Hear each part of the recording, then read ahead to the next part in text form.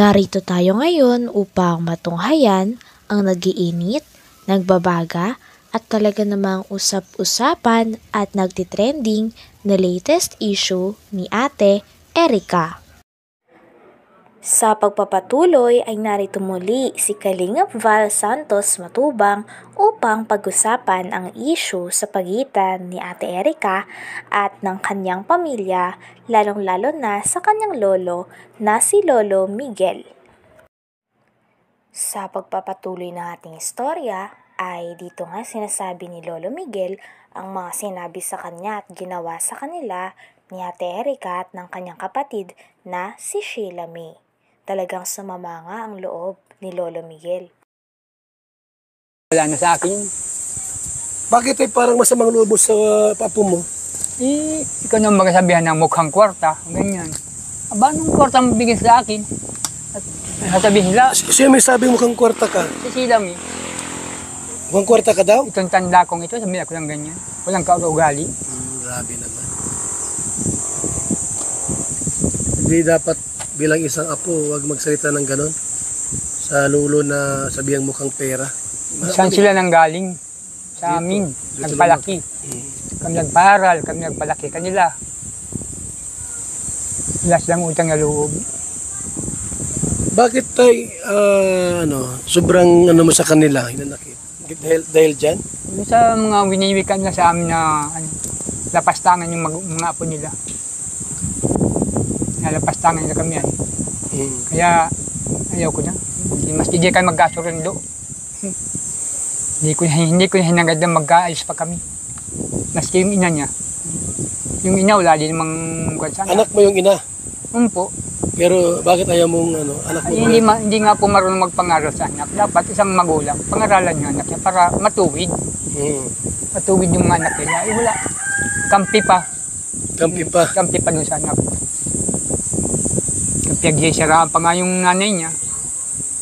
Yan daw ay talagang naghahambog lang, magkasakit. Bakit ganun sila? Ay, awan ko doon.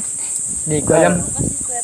Ha? Kasi nung ilabe. Ay, lovers, gumagawa ng kasinungalingan yung iba. Ginagawang Yung pinto. Ima Torres po ang laging araw-araw ni Sheila may kausap. Ima Ima Torres. Torres. Ima Torres. Lagi yung kausap nila? Yung namumuno po sa ilabe. Parehas po sila ng Sheila. Tamang panggawa ng kwento. Puro paninira. Pangkalkal ng buhay. Yun lang. Wala na po kwebel na kanya na desisyon na magkasurundo pa kami. Wala ka nang paano magkasundo kayo. Ano kung patirahin ka sa bahay na lang bago? Ay, dito lang ako sa butukan. Hindi na magkita sa gayong mga klaseng tao. So tay, anong mensahe mo kay Sheila May kung sakaling nakikinig sa atin? Ay, kung nakikinig ka naman, sila... Nandito nga si Kalingap Val upang interviewin si Lolo Miguel upang mahingan ng opinyon at kung ano talaga ang kanilang side dahil sa issue na lumabas kay Ate Erica. Dito nga ay malalaman natin kung gaano kasama ang loob ni Lolo Miguel dahil sa mga ginawa ni Ate Erica sa kanya. Tila parang iniwan nga sila sa ere ni Ate Erica. Erica at Sheila May. At andito po ako para bigyan lang po natin ng linaw, no, yung nangyari. Bakit po dumating sa punto na yung pabahay po nila Erica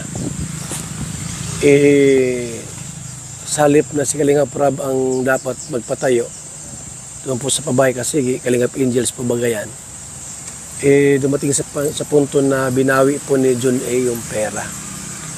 At yun nga po mga Kalingap, alamin natin yung pulot dulo para malaman din po natin sino po ang mastermind. Kasi po mayroon kami na lamang balita na siniraan po si Kalingap Rab. Siniraan siya para po mabago ang isip ni John A at kunin po yung pera. So ito mga Kalingap, ito yung tita ni Erica. Gandang araw po. Ano pangalan mo ate? Jeannie, pakiano yung mic. Ito lang sa ano. Yan. May asawa ka, ate? Meron po. May asawa. Ano ba anak mo lahat? Yung buhay po ay tatlo. Ay, dalawa. Patangatlo pala ngayon. Nakuha namin yung video doon sa upload mo ba yun? Po. Ano ating dahilan? Bakit ka nag-upload ng ganon?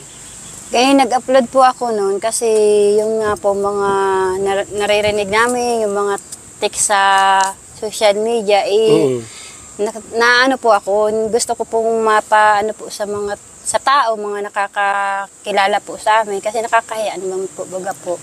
Gusto ko po linisin naman na hindi totoo yung mga paratang sa amin. Ano yung mga paratang sa inyo? Yung gaya po nung sinabi po sa nag-text po sa amin na kami daw ay mga gutom na aso. Sino nagtitik sa'yo niyan?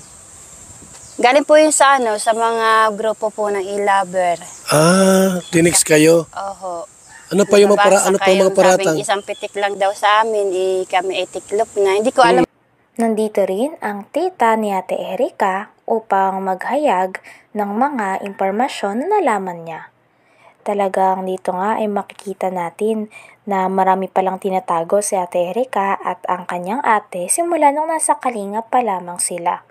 Puro kasinungalingan pala ang naganap dahil kasama yon sa plano nila Ate Erica upang makaalis sa Kalingap at upang makakuha ng mga sponsor na direkta na lang na ibibigay sa kanila ang mga pera.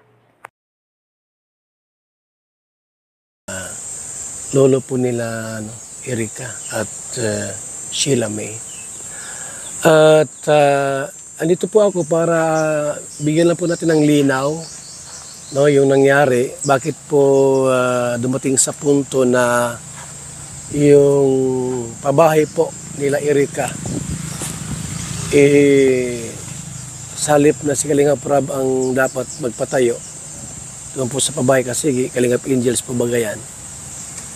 Dumating sa punto na binawi po ni John A. yung pera. At yun nga po mga Kalingap, alamin natin yung pulot dulo para malaman din po natin sino po ang mastermind. Kasi po mayroon kami na lamang balita na siniraan po si Kalingap Rab. Siniraan siya para po mabago ang isip ni John A. at kunin po yung pera. So, ito mga Kalingap, ito yung tita ni Erica.